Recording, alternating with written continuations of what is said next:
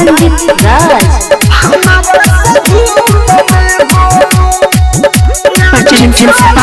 Serial DJ.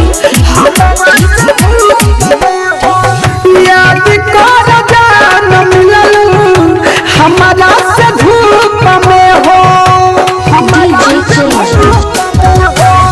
याद कर जान मिललू हमारा से धूप में हो।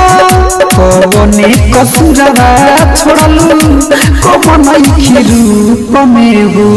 याद कर जान मिललू हमारा से धूप में हो। याद कर जान मिललू हमारा से धूप में हो। Mix by Anjit Raj. Chandan Raj DJ. Music by Anjit राज।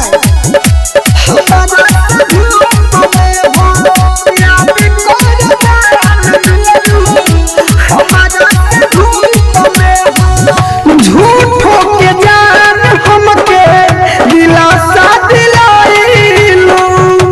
कोमल दिल रख हमारा जख्मी बनाइलू।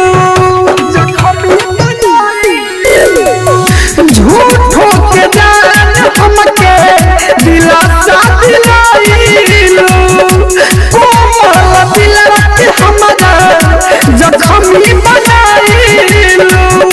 हमारा के डाल दिलू तू बड़का दुख में हो। याद कर जान मिललू हमारा से धूप में हो।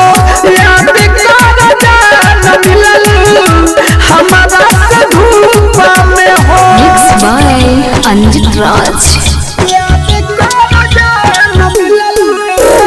म्यूजिक बाय अंजित राज।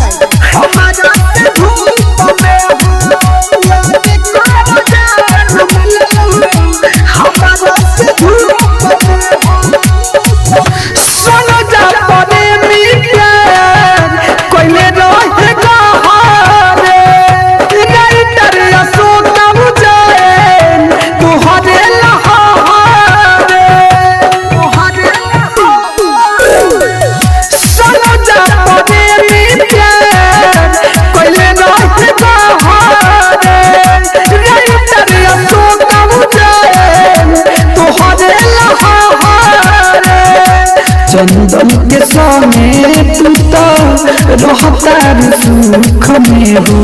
याद कर जान मिललू हमारा से धूप में हो। याद कर जान मिललू हमारा से धूप में हो।